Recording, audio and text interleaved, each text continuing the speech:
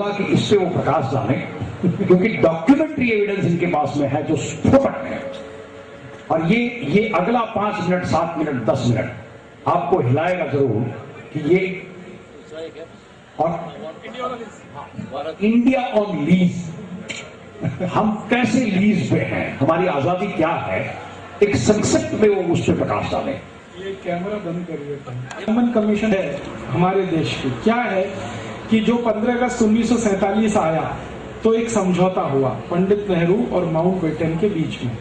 वो समझौते का नाम है ट्रांसफर ऑफ पावर एग्रीमेंट, नाम ही है उसका, ट्रांसफर ऑफ पावर एग्रीमेंट। वो एक एग्रीमेंट के नीचे 1500 छोटे छोटे समझौते हुए, शर्तें हैं वो। तो अंग्रेज कह रहे हैं कि ये मानोगे तो हम आजादी देंगे, ये मानोगे तो आजादी देंगे, ये मानोगे तो आजादी देंगे।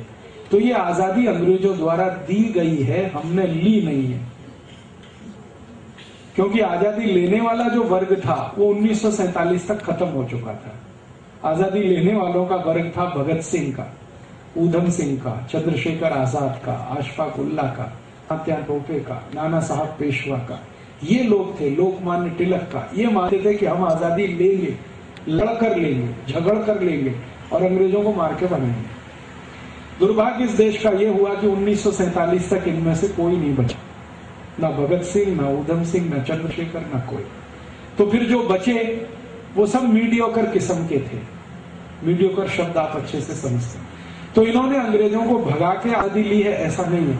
अंग्रेजों ने कुछ दया के साथ और प्रेम और करुणा के साथ आजादी दी है, जिसको वो किसी भी दिन वापस ले सकते हैं। ये है समझौता, जिसको ट्रांसफर ऑफ पावर एग्रीमेंट कहते हैं। इसके सारे डॉक्यूमेंट्स लंदन में है, हाउस ऑफ कॉमन्स की लाइब्रेरी में। कुछ हिस्सा उसका मेरे पास भी है, लेकिन पूरा नहीं है। मेरी कोशिश है कि ये भारत में सारे डॉक्यूमेंट्स आ जाएं। एक बार मेरा दिल है कि टीवी पर खोल खोल के सबको पढ़ाया जाए कि देखो ये क्या लिखा नेहरू जी ने, क्या कहा है माउंटबेटन ने। तो माउंटबेटन के शब्दों में और अंग्रेजों की भाषा में मैं अगर कहूं तो India is on lease for 99 years. 99 साल की लीज पर है आपका देश। 99 साल जिस दिन पूरे हो जाए, अंग्रेजों की औकात है कि वो आपसे वापस ले सकते हैं। और चूंकि ये लीज का सारा खेल है, इसलिए आज तक भारत के किसी भी प्रधानमंत्री ने हमारे कानून बदले नहीं। जो अंग्रेज बना गए वैसे के वैसे ही है, सारे कानून वैसे। इंडियन इनकम टैक्स एक्ट अंग्रेजों का बनाया हुआ, आईपीसी इंडियन पीनल कोड अंग्रेजों का, सीआरपीसी अंग्रेजों का, सीपीसी अंग्रेजों का, इंडियन एजुकेशन एक्ट अंग्रेजों का, लैंड एक्विजिशन एक्ट अंग्रेजों का, इंडियन सिटीजनशिप एक्ट अंग्रेजों का बनाया हुआ, सब कुछ उनका बनाया हुआ है।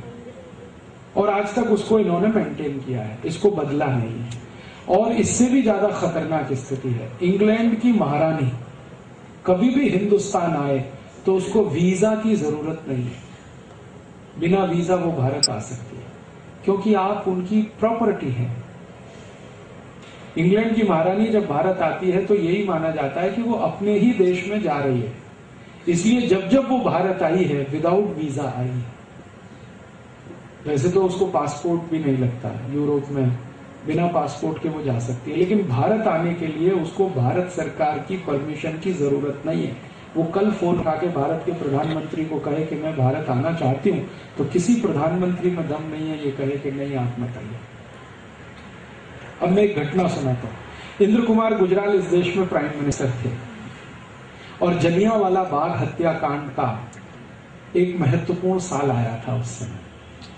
जलियांवाला बाग हत्याकांड आप जानते हैं 1919 में हुआ था, तो उसका एक महत्वपूर्ण साल आया था। उसी समय रानी ने कहा कि मैं आना चाहती हूं।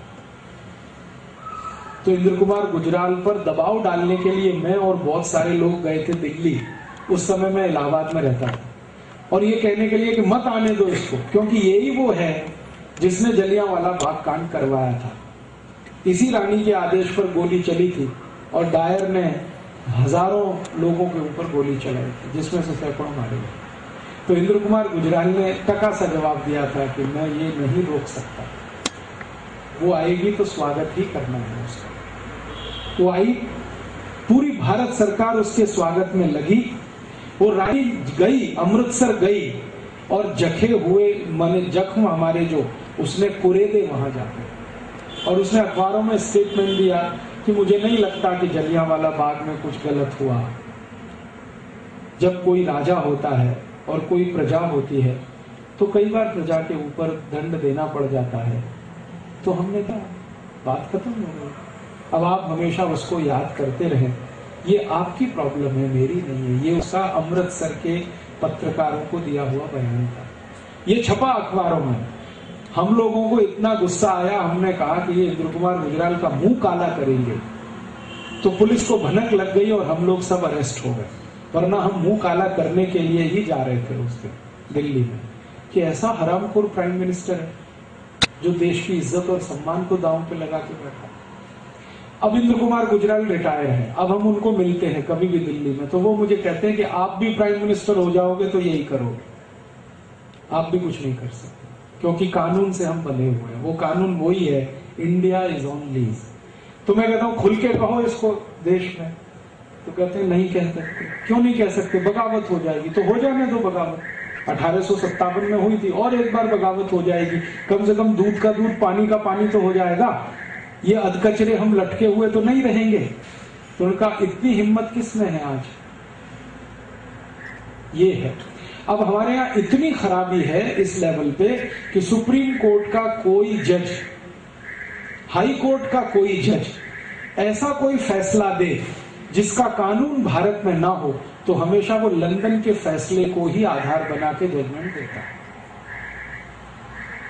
मान लो कोई फैसला देना है सुप्रीम कोर्ट को, उसका कोई कानून हमारे देश में नहीं, तो आधार फिर लंदन से मंगाया जाता है कि वहां का कोर्ट क्या कहता है, उसको बेस करके यहाँ जजमेंट दिए जाते हैं।